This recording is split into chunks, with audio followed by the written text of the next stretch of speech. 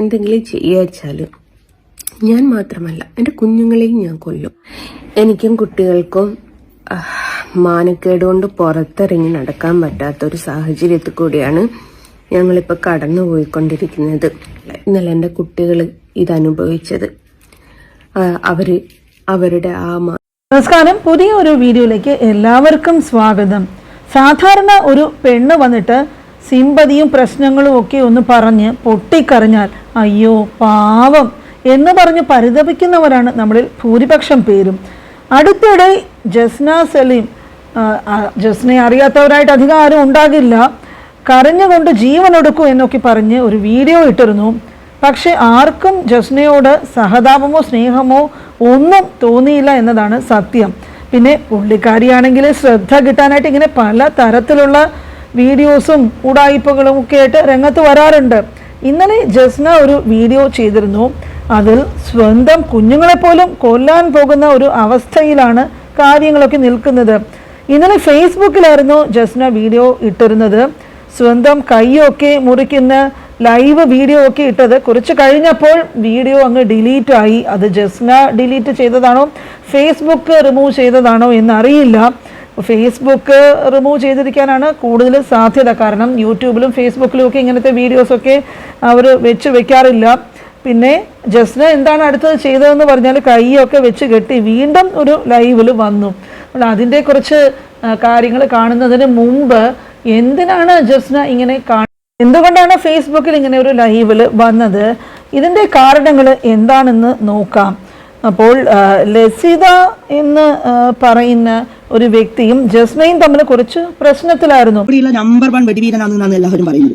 അവനോട് അത് വെറും ചള്ളി കേസ് പുള്ളി കേസ് എന്നാണ് പറയുന്നത്. അപ്പൊ നമ്മൾ ചോദിക്കുന്ന ആൾക്കാരൊക്കെ ജസ്ന സലീമിന്റെ സ്റ്റെപ്പ് എന്ന് പറയുന്നത്. സ്റ്റെപ്പ് ശരി പറയുന്നത്. അത് മറ്റേ സലീം ആക്കി കൊടുത്ത രണ്ടാമത്തെ ഭർത്താവ് എന്നാണ് പറഞ്ഞത്. അപ്പൊ ശരിക്കും പറഞ്ഞു കഴിഞ്ഞാല് ആണോന്നൊന്നും എനിക്കറിയില്ല. എന്തായാലും ആങ്ങളാന്നൊക്കെ പറയുന്നുണ്ടല്ലോ. ആങ്ങളെ ഇപ്പൊ ആങ്ങളെ ബന്ധാണോ പിന്നെ ചാനലിലൂടെ കാണുന്നത് നിങ്ങൾ നോക്കിയാട്ടെ. ആങ്ങളെ ബന്ധാണോ അവർ കാണിക്കുന്നത്? എനിക്ക് തോന്നുന്നില്ല. എനിക്ക് അങ്ങനെ തോന്നുന്നൊന്നുമില്ല. കാരണം പിന്നെ എല്ലാ ആൾക്കാർക്കും ആങ്ങളമാരുണ്ടാവും, എല്ലാ ആൾക്കാർക്കും പിന്നെ അനിയന്മാരുണ്ടാവും, എല്ലാം ഉണ്ടാവും. പക്ഷെ ഇതുപോലെ വൃത്തികേട് പറയുന്ന ഏട്ടനും തെങ്ങലും അരിനെട്ടാ എന്ന് പറഞ്ഞിട്ട് ജസ്നയുടെ ബലട്ടാ എന്ന് പറഞ്ഞിട്ടുള്ള ജസ്നയും അപ്പൊ അങ്ങോട്ടും ഇങ്ങോട്ടും തമ്മിൽ സെക്ഷൽ ആയിട്ട് പറയുന്ന ഒരേ ഒരു ആംഗിൾ പെങ്ങൾ ബന്ധം. നിങ്ങളൊന്ന് പറഞ്ഞാട്ടെ, വേറെ ആരുണ്ടാകുക എങ്ങനെ? ലസിത ആരാണെന്ന് പലർക്കും അറിയാമായിരിക്കും. ഇടയ്ക്കിടയ്ക്ക് സോഷ്യൽ മീഡിയയിലൊക്കെ വന്നിട്ട് വർഗീയതയൊക്കെ കൊണ്ടുവന്ന് വിളമ്പുന്ന ഒരു ആളാണ് ലസിത. അപ്പോൾ ജസ്നയ്ക്കെതിരെ ആദ്യം സാധാരണ എങ്ങനെയാ നടക്കുന്നതെന്ന് പറഞ്ഞാൽ ലസിത ഒരു ലൈവിൽ വന്നിട്ട് ജസ്നയ്ക്കെതിരെ ഒരുപാട് കുറ്റങ്ങളും പരാതികളും ആരോപണങ്ങളും ഒക്കെ പറയും. ജസ്ന അതിന് മറുപടിയായിട്ട് സ്വന്തം ചാനലിൽ വേറെ ഒരു വീഡിയോ ഇടും. അപ്പോൾ അതിന് മറുപടിയായിട്ട് പിന്നെയും ലസിത അടുത്ത വീഡിയോയുമായിട്ട് വരും. ജസ്ന അതിന് മറുപടി കൊടുക്കും. ഇങ്ങനെ കാര്യങ്ങൾ കുറേ കാലമായിട്ട് തുടർന്നു കൊണ്ടിരിക്കുമ്പോഴാണ് ഇവരുടെ കമൻറ്റ് ബോക്സിലാകട്ടെ ഒന്നും പറയണ്ട. ആളുകൾ വന്നിട്ട് കമൻറ്റിൻ്റെ ഒരു പൂരമാണ്. ചിലപ്പോൾ ഇതിനൊക്കെ 1000-2000 വ്യൂസ് വരും, ചിലപ്പോൾ 20,000 വ്യൂസ് വരും. അപ്പോൾ ഇത് കണ്ടപ്പോൾ തോന്നാറുണ്ട് അപ്പോൾ ധാരാളം ആൾക്കാർ ഈ സോഷ്യൽ മീഡിയയിലത്തെ തല്ല് കാണാനൊക്കെ താല്പര്യമുള്ളവർ ഒരുപാട് പേരുണ്ടെന്നുള്ളത് ഈ കമൻറ്റ് ബോക്സ് കാണുമ്പോഴാണ് മനസ്സിലാകുന്നത്. അപ്പോൾ ഈ ഇങ്ങനെ തല്ല് തുടർന്ന് ക്ലൈമാക്സിൽ എത്തിയപ്പോൾ എന്താ സംഭവിച്ചതെന്ന് പറഞ്ഞാൽ വേറൊരാളും കൂടി ഇതിൽ ജോയിൻ ചെയ്തു. അപ്പോൾ ഷെഫീനയും വേറെ 2 പേരും ഒക്കെ ലസിതയുടെ കൂടെ ചേർന്നപ്പോഴേക്കും ജസ്ന വന്നിട്ട് ഒരു ഒറ്റയാൾ പട്ടാളം പോലെ മറുഭാഗത്ത് തനിച്ചുമായി. അപ്പോഴാണ് ഈ ലസിത ഒരു ലൈവിൽ വന്നിട്ട് ജസ്നയ്ക്കെതിരെ ഗുരുതരമായിട്ടുള്ള കുറ്റാരോപണം കൊണ്ടുവരുന്നത്. ആരോപണം എന്താണെന്ന് പറഞ്ഞാൽ ജസ്ന ഒരു ഹണി ട്രാപ്പിൻ്റെ ആളാണെന്നും ജസ്ന വന്നിട്ട് ഒരു 16 പേർക്കെതിരെ കേസ് കൊടുത്തിട്ടുണ്ടെന്നും ഒക്കെ പറഞ്ഞു. അതിന് കൂടാതെ ജസ്നയുടെ കൂടെ താമസിക്കുന്ന അരുൺ എന്ന വ്യക്തി ഈ പുള്ളിക്കാരൻ്റെ കൂടെ ഇല്ലിസിറ്റ് ആയിട്ടുള്ള ഒരു റിലേഷനാണ് എന്നൊക്കെ പറഞ്ഞിട്ടുള്ള കുറേ കാര്യങ്ങളുമൊക്കെ പറഞ്ഞു. പറ്റാത്തൊരു സാഹചര്യത്തിൽ കൂടിയാണ് ഞങ്ങളിപ്പോൾ കടന്നു പോയിക്കൊണ്ടിരിക്കുന്നത്. മറ്റൊന്നുമല്ല, ലസിത പാലക്കൽ ഒരുപാട് കാലമായി നിരന്തരം എന്നെ ഫോക്കസ് ചെയ്തിട്ട് എന്നെ ടോർച്ചർ ചെയ്യുന്നുണ്ട്. അപ്പം ഞാൻ 18ഓളം ആൾക്കാരുടെ പേരിൽ പീഡന കേസ് കൊടുത്തു എന്നും ഞാൻ ഒരു ഹണി ട്രാപ്പുകാരിയാണ് എന്ന് പറഞ്ഞിട്ടാണ് ലസിത പാലക്കൽ സ്ഥിരമായിട്ട് എൻ്റെ പേര് വരെ മെൻഷൻ ചെയ്തിട്ട് ഡെയിലി വീഡിയോ ചെയ്യുന്നത്. അപ്പോൾ കഴിഞ്ഞ ദിവസം ഞാൻ സ്റ്റേഷനിൽ പോയിട്ട്, ഞാൻ മാത്രമല്ല മക്കളും അരുണും ഒക്കെ സ്റ്റേഷനിൽ പോയിട്ട് പരാതി കൊടുത്തിട്ടുണ്ടായിരുന്നു.